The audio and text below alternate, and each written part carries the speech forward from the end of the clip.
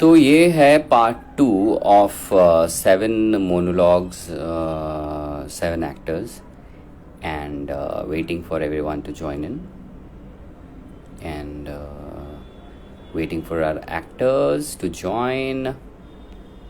I don't know what had happened. Rishabh.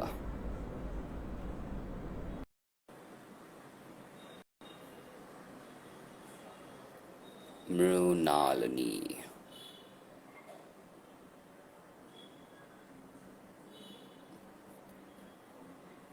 Prashant.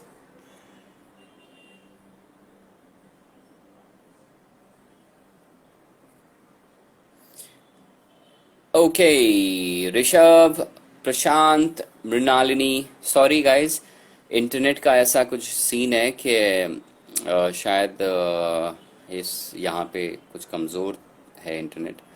और जो लोग देख रहे हैं आपका बहुत बहुत शुक्रिया, जो वापस आए उनका बहुत बहुत शुक्रिया, और ये लोग ज्वाइन क्यों नहीं कर रहे हैं मैं ये नहीं समझ पा रहा हूँ. क्या हुआ, फिर से कुछ प्रॉब्लम हो गया?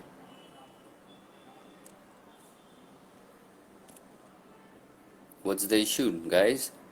Can you hear me? If you can hear me, you can say something, right? Yes, we can hear you. Rishabh is unable to join.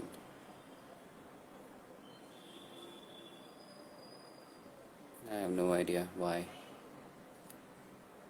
Mrinalini is. Yes, you can hear me. Then what's the problem? Okay, Rishabh, अब आती है आपकी बारी. आपसे हम पूछते हैं कि ऋषभ, आवाज आ रही है? हाँ बिल्कुल सर। आ रही है, परफेक्ट आ रही है।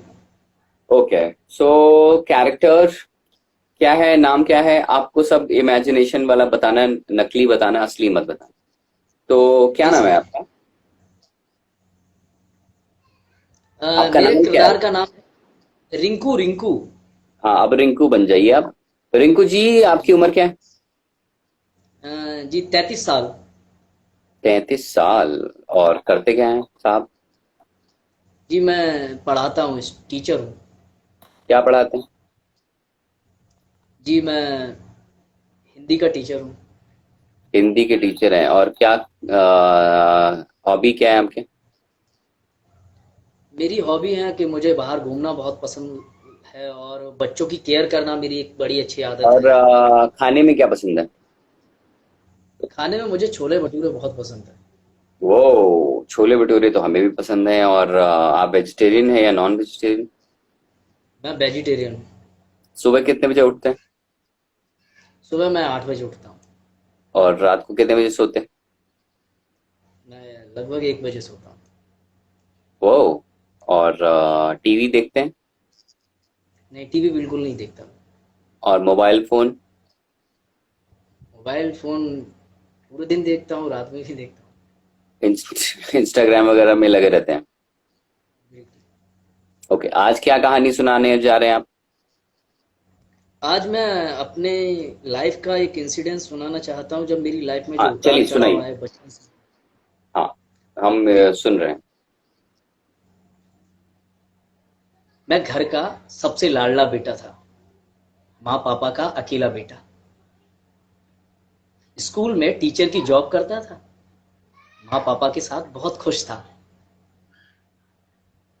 फिर अचानक एक दिन मेरे पापा मुझे छोड़कर चले गए। मैं बिल्कुल टूट गया। जिंदगी में बहुत अकेलापन लगने लगा।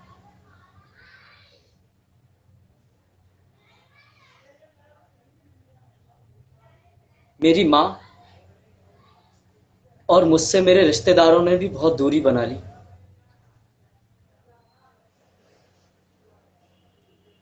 और मैंने जॉब छोड़ दी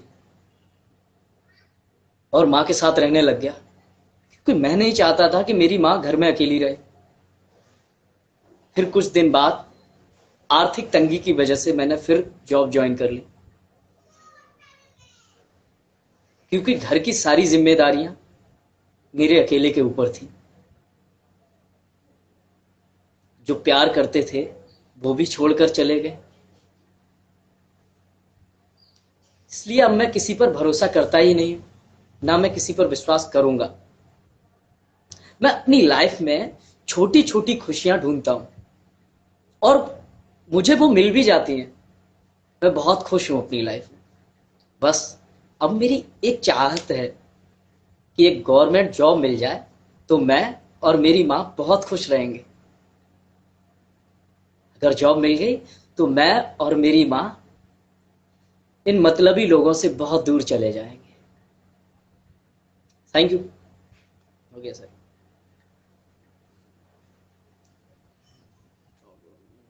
बहुत ही बढ़िया आपने बहुत अच्छे से सुनाया और बहुत कुछ स्वाद तो था इसमें। पहली बार लिखा था? जी सर, पहली बार लिखा था और बहुत 2-3 बार ट्राई किया, फिर कई बार मतलब आ नहीं रहा था, फिर जैसे था आपने वो बताया था, फिर उस टाइप से मैंने बड़ी कोशिश करके लिखा पहली बार। नहीं, बहुत अच्छा लिखा आपने और मुझे अच्छा लगा। थैंक यू और सर। बाकी भी अश्विनी जी कह रही हैं कि अच्छा किया। अब आते हैं छठे मोनोलॉग की तरफ, सिक्स्थ मोनोलॉग, जो कि मैंने लिखा है। ओके, मेरे पास ज्यादा समय नहीं था तो मैंने याद बात नहीं किया है, तो जो लिखा है वो पढ़ देता हूँ। बिल्कुल सर, हमें तो तो मैंने इंतजार एक रहता है आपके। Thank you very much. तो मैंने एक इंसान के बारे में लिखा है, विश्वास नाम है उनका। और उनके पिताजी का डेथ हो गया था 15 साल की उम्र में। और उनका वांट है, आई गेस, कि वो चाहते हैं कि उनके आसपास जो लोग रहें वो सिक्योर रहें और फाइनेंशियली और इमोशनली, क्योंकि उनको इमोशनली कोई सपोर्ट नहीं मिला था उस इंसान को। तो आज वो एक एयरपोर्ट पे कहीं पे बैठे हुए हैं और बगल में कोई बंदा है, उससे बातचीत होने लगी तो उससे उसने कुछ पूछा होगा तो उसका जवाब दे रहे हैं वो। कभी कभी लगता है कि पूरी जिंदगी दूसरों में निकाल दी, मेरा खुद का क्या था। बाप की मौत तब हुई जब मैं 15 साल का था। किसी तरह से पढ़ाई की, पता नहीं क्यों पहले ही समझ गया था मैं कि जिस सुकून को मैं ढूंढ रहा हूं वो शायद किताबों से मिल सकती है। हमारे गांव का पहला इंजीनियर, सरकारी नौकरी भी मिली, पैसे भी कमाए, पर सुकून शायद जिंदगी में धरा ही नहीं था। घर वालों के लिए एक एटीएम मशीन बन गया, क्योंकि जो मेरे साथ हुआ वो मैं नहीं चाहता था कि मेरे भाई बहनों के साथ हो।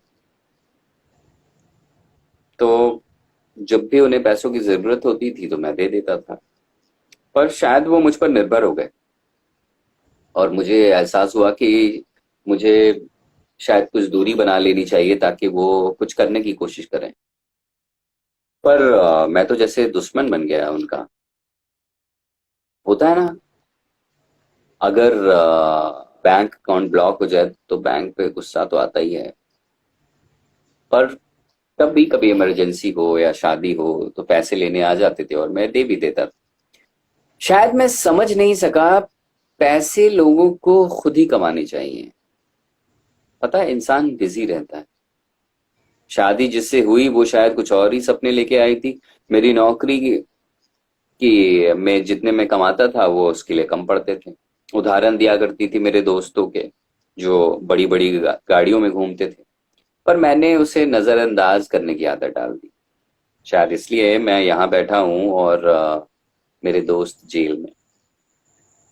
मैंने कभी ज्यादा नहीं सोचा कि मेरी क्या महत्वाकांक्षाएं थी, पर जब बच्चे हुए तो वो ही मेरे सब कुछ बन गए। कभी कभी लगता है अच्छा ही किया, हम दो हमारे दो वाला नारा जो सरकार ने बुलंद किया था उसे सीरियसली नहीं लिया। क्योंकि दो बच्चे पता नहीं क्यों मुझसे नफरत करने लगे। आज भी उनसे बात होती नहीं, लेकिन एक था जिसके कारण कभी कभी लगता इतनी भी जाया नहीं है जिंदगी। पर अब क्या करूंगा मैं, ये भी सोचता हूँ। वो अपने मन की कर पाए, उसके लिए जो हो सका वो किया। 30 साल का था वो, पर अब भी उसे पैसे भेजता था, क्योंकि जो मुझे चाहिए, जब मुझे चाहिए थे, उस वक्त को मैं भूल नहीं पाता।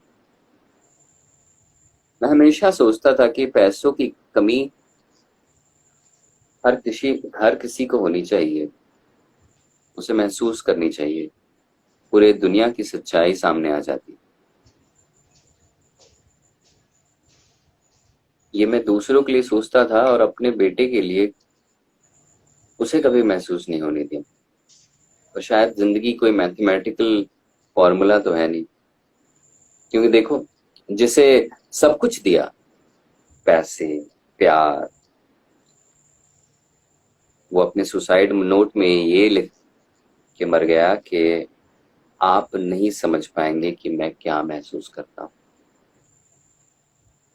तुम भी नहीं समझ पाओगे बेटा कि मैं क्या महसूस करता हूं। सच तो ये है कि कोई किसी को नहीं महसूस कर सकता। आप हाथ दे सकते हैं, पर चलना तो लोगों को खुद ही पड़ता है।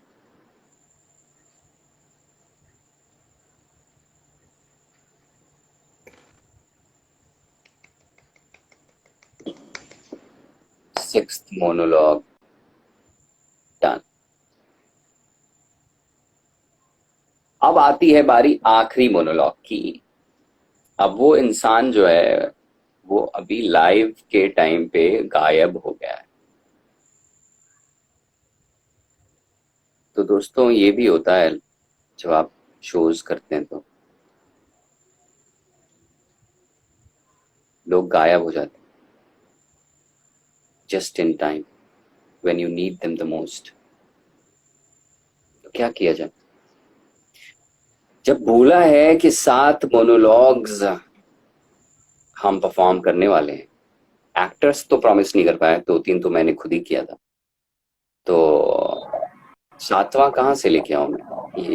ये कौन इंसान है? ये क्या 7वां मोनोलॉग क्या मोदित जी मुझे परफॉर्म करेंगे? मुझे क्यों इनवाइट किया गया मुझे खुद नहीं समझ में आया, पर इनविटेशन था तो मैंने कहा मैं आ जाता हूँ। हाँ, मैं ये कह रहा हूँ कि हमारा एक लाइव परफॉर्मर भाग गया। अच्छा। उसने पूरी तैयारी नहीं की, उसका नाम नहीं लूंगा। तो हम्म। हाँ, स्वाति, हाँ भेजो यार स्वाति, इनवाइट भेजो। स्वाति को हम ऐड कर लेंगे। तो कुछ याद है आपको? अरे जसवीर साहब, कैसे हैं? कैसा रहा आज का शो? कैसा लगा आपको? It was the first time that I try to do this, so I took 7 actors and I made them write 7 monologues. Like, but yeah, I only could manage for 3 ran away. Like someone got work, someone got whatever. I don't know.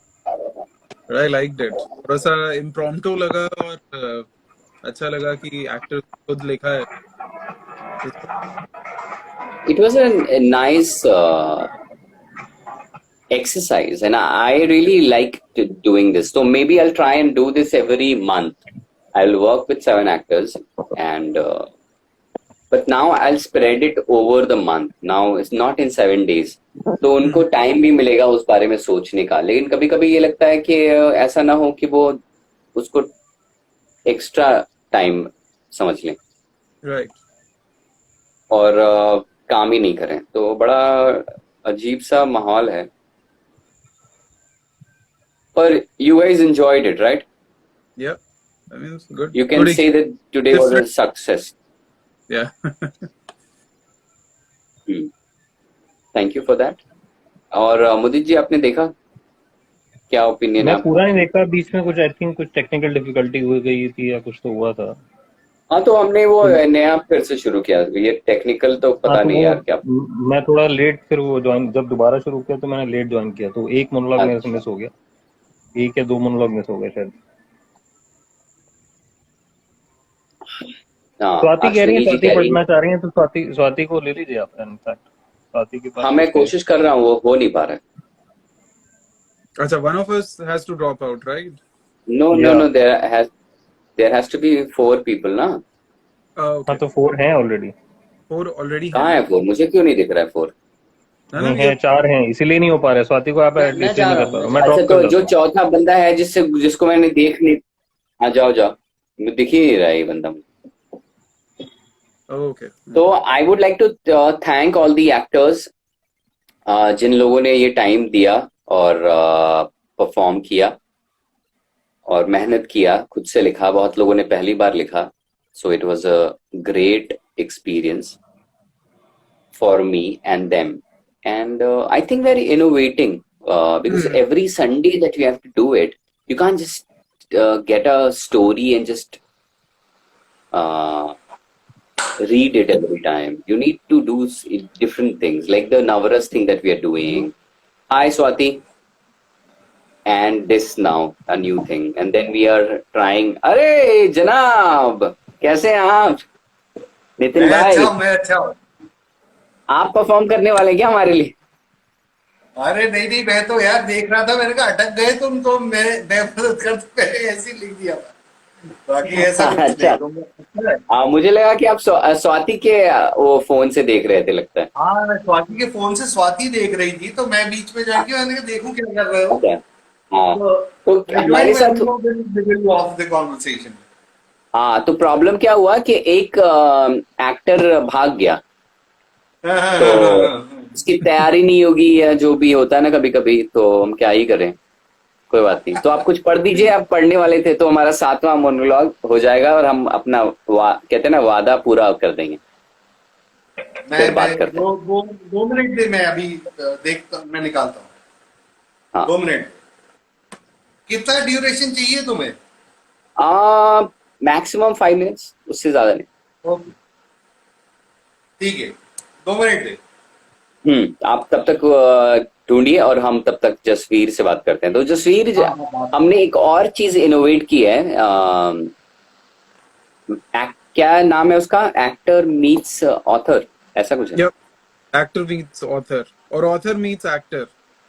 हाँ, उसमें मुदित जी host हैं और उसमें थोड़ा delay चल रहा है क्योंकि Yep, ऑथर लोग बहुत ही प्रो क्या क्रैस्टिनेट करते हैं, procrastinate. क्या बोलते हैं, जरा बताइए अच्छे से। यही बोलते उसका हैं। वही प्रोक्रेसिनेट करते हैं। तो उस चक्कर में आपको मोनोलॉग ही नहीं दिया अभी तक किसी राइटर ने। एक्टर लोग मतलब तो एक आया ये है, एक देखते ही हैं, है पढ़। फिलहाल। हाँ। हम्म, We तो have a सर एक से poem तो नहीं that कर सकते ना, कम से कम 5 तो होना चाहिए ना। वही we वही should वही get. आप बोलो तो लेखक हम ढूंढ देते हैं आपको। आप लोग खुद भी तो लेखक हैं, आप लोग क्यों नहीं कर रहे हैं? आप भी लिख दे दो अपना। Actor नहीं है हम लोग. हाँ, तो एक्टर तो हम दे देंगे आपको, हमारे 100 मोनोलॉग्स में बहुत एक्टर है, लेकिन आप ये बताओ कि वो कब होने वाला है, ये जो आपका एक्टर मीट्स ऑथर करके बड़ा फैंसी सा जो शो है, वो कब होने वाला है? मुदित, अगर ये सबमिट कर देते हैं अभी, राइट, इस वीक में, I'm gonna add अगर you क्या होता है इसमें? group. तो क्या हम इसको थर्ड वीक तो एक्चुअली आ गया, बट फर्स्ट वीक अगस्त कर सकते हैं इसको? फर्स्ट वीक अगस्त में में तो नहीं, मैं नवरस हो तो रहा नहीं है। कर पाऊंगा। सेकेंड वीक में कर लो, सेकेंड वीक में कर लो। सेकंड, हाँ, सेकंड या थर्ड वीक ऑफ अगस्त में कर सकते हैं, because first week of August I will be very busy with my play. We are okay, doing a play, so on stage, not online. We are doing it on see stage. So, I understand the idea behind this is कि author और actor को ही coordinate करना है, आपको तो exact, last में host करना है, तो सेकेंड वीक में कर लोगे आप। हाँ, सेकंड वीक में कर नहीं वो लेते हैं. ठीक है, हाँ, पर फिर भी मैं अपने फर्स्ट वीक में एनर्जीज में अपने कॉन्सेंट्रेट उस पर करना चाहूंगा, तो इसलिए मैं कह रहा हूँ कि सेकंड वीक, 13th और हाँ, 14th. पर सेकेंड 13th और वीक में 14th भी नहीं, 13th और 14th भी मैं नहीं करना चाहूंगा personally, because 13th again I am planning to do another show okay, of the ठीक सेम है, तो प्ले। थर्ड वीक में कर लो भाई। थर्ड वीक इज ये पॉसिबल, फर्स्ट को, third week is possible. Third week, हाँ, right? Okay, let's set a new okay, deadline कि बाकी 3 ऑथर भी दे दें, so that we can have at हाँ, least 4. ऑथर्स को आप रिप्लेस करना चाहें तो रिप्लेस कर दीजिए, लेकिन ये कल जल्दी कीजिए। Done, sir. हाँ, मुदित जी को और अश्विनी जी विश कर रही हैं और थैंक यू, प्ले के लिए। थैंक्स अश्विनी। अब हमको लगता है कि सातवां मोनोलॉग जो है वो मिल चुका है और हम आते हैं सातवें मोनोलॉग की तरफ। Let's listen to it. मिल गया जनाब? मेरे से पूछ रहे हो? हाँ, नहीं नहीं, मिला तो नहीं है, लेकिन मैं ऐसी, अगर चाहो तो आप मैं ऐसी कुछ भी सुना दीजिए। हम लोग सुना सकता हूँ। आतुर। हाँ।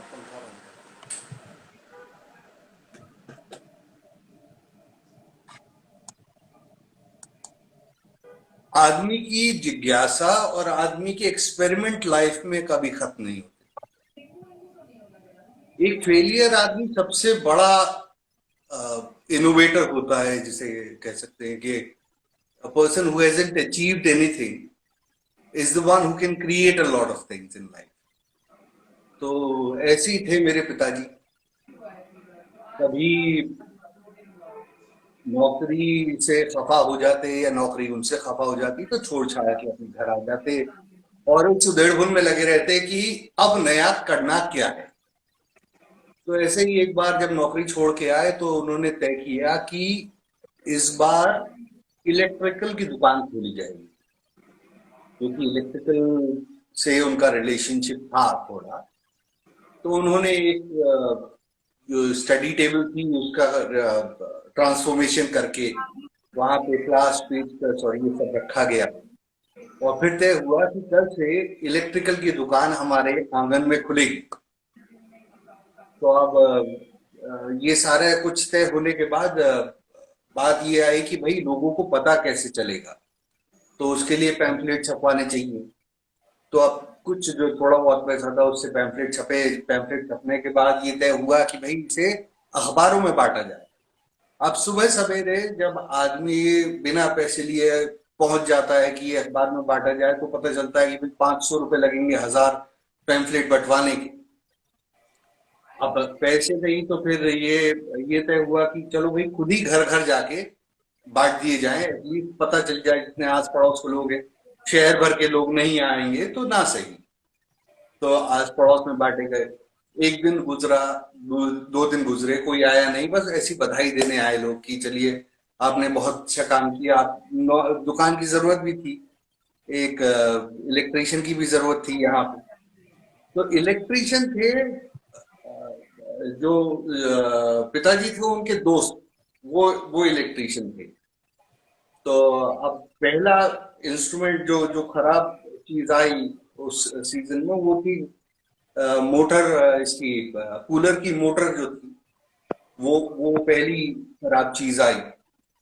अब उसके बाद जो पैसे तय किए गए वो करीब ऐसा अमूमन खराब हुआ है, इसका बुश खराब हुआ होगा, ये खराब हुआ होगा, एक मोटे मोटे तौर पर बता दिया गया कि 100 रुपए लगेंगे।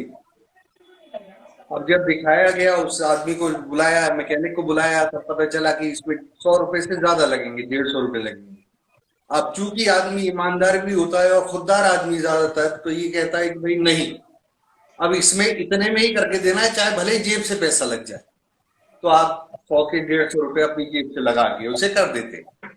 फिर उसके बाद ऐसी कम फाके हालत में चलती रहती है दुकान, कभी ज्यादा कभी कम, ऐसे ऊपर नीचे, चूंकि बिजनेस का कोई आइडिया होता नहीं है ऐसे आदमियों को। तो एक बड़े ही मतलब किसी का कुछ काम किया होगा, उसने बताया, आगे रेफर किया, तो एक पानी की मोटर आई और पानी की मोटर इस बार तय हुआ कि भाई इस बार पैसे पूछ के बताए जाएंगे। तो पैसे पूछ के इस बार मैकेनिक से पूछा कि कितने पैसे लगेंगे इसे ठीक करने के लिए। तो बहरहाल ये पूछा गया कि इतने पैसे लगेंगे, 300 350 के आसपास की बात हुई। और 300 350 में वो मोटर खुली। खुलने के बाद पता चला इसमें और ज्यादा कमी है। तो फिर और फोन करके कहा गया कि भाई इसमें ज्यादा पैसे लगेंगे। तो उन्होंने साफ मना कर दिया कि नहीं साहब, ऐसा तो है नहीं कि इतने ही पैसे हैं, इतने ही पैसे तय हुए थे। तो उन्होंने कहा आप आइए और अपनी मोटर लेके चले जाइएगा। तो वो महाशय एक समय के बाद आए। उस मोटर में करीब 450 पौने 500 रुपए की लागत लगी थी और वो मोटर ठीक हुई और वो मोटर ठीक होकर दे दी गई उन्हें वापस। और फिर कहा गया कि साहब ऐसा है, आज के बाद ये दुकान तो हो रही है बंद, लेकिन 10 साल के बाद भी अगर आपको ये मोटर कोई दिक्कत दे जाए तो मेरा नाम बदल दीजिएगा। तो वो मोटर चली गई और कुछ अरसे बाद एक आदमी फिर लौट के आता है और वो पूछता है कि यहाँ पे एक दुकान हुआ करती थी। बोले दुकान तो वो बंद हो गई है, लेकिन वो आदमी अभी भी है। और वो आदमी अभी भी एक नए सिरे से नए कुछ जुगाड़ पानी में नया कुछ ढूंढ रहा है, इस आशा में कि कुछ नया किया जाए, ईमानदारी से किया जाए। तो ऐसे होते हैं कुछ फेलियर्स, कुछ एक्सपेरिमेंट्स लाइफ के, वो है। बहुत ही कमाल की कहानी लगी। मतलब आप, क्योंकि हम सब कहीं ना कहीं उस इन सब चीजों से गुजरे हुए होते हैं और तुरंत हम पहुंच जाते हैं। मतलब वो कहते हैं ना ट्रांसपोर्टिंग, और जिस तरीके से आपने सुनाया है, मैं तो खो गया था उसमें कि अच्छा ये मोटर फिर क्या होगा, आगे क्या होगा, कैसे हो रहा है। सो ये तो कमाल हो गया हमारे साथ कि सातवां मोनोलॉग हमारा एक्टर जब भाग गया तो हमें एक कमाल के थिएटर डायरेक्टर एंड एक्टर और राइटर मिले, नितिन भारद्वाज जी। और वो सरप्राइज गेस्ट की तरह थे क्योंकि उन्होंने अपनी धर्म पत्नी के इंस्टाग्राम से लॉग इन किया था। तो thank you very much Nitin ji, thank you for the story. Thank you. Thank you. और दो हमारे दोस्त हैं लेखक, वो कुछ कहना चाहते हैं आप लोग, तो हम इसको बंद करें। आपने थोड़ा इमोशनल कर दिया। हमारे अच्छी पिताजी लगी की कहानी। थी। अरे ऐसे ऐसे तो बहुत बहुत सारे किस्से हैं, बहुत ही कमाल के इंसान बट है। यार, लाइक सोनू सेड, खो गए। I was actually lost emotions में ही, अपना पुरानी यादों में। That was wonderful. बिल्कुल रियल एक्सपीरियंस था, कमाल। मतलब ये तो। हाँ। और यही कमाल की चीज होती है ना कहानियों की, अगर आपको सुनाना आता है तो आप लोगों को बांध लेते हैं। और आई गेस ये जितने सारे इसमें नए एक्टर्स हैं उनको यही कहना चाहूंगा कि बहुत इंपॉर्टेंट फैक्टर है नहीं ये कहानी। मतलब अपनी ही कहानी कहने की आदत होनी चाहिए लोगों को, वो नहीं कह पाते। इनफैक्ट मोनोलॉग्स की अगर बात की जाए तो मोनोलॉग सबसे बढ़िया, ये किस्सा गोई सबसे बढ़िया वो है जो आपके साथ सबसे करीबी हो। The moment you connect, you will be able to connect others as well. जैसे अभी मेरा कहीं एब्सोल्युटली। कहीं कनेक्ट था, कहीं कहीं डिस्कनेक्ट था, to be very honest, which hmm. I know from within. क्योंकि मैं हाँ आई हाँ वाज प्रिपेयर्ड फॉर कि यार मेरे को वो कहानी हाँ। कहनी है, तो मैंने कहा कि चलो लेट मी से this story. But yeah, on a serious note, if you are talking about monologues, then you should be the one who should connect to it at the very first go. Then you would be able to connect to the people who you are narrating it to. वो सबसे important है।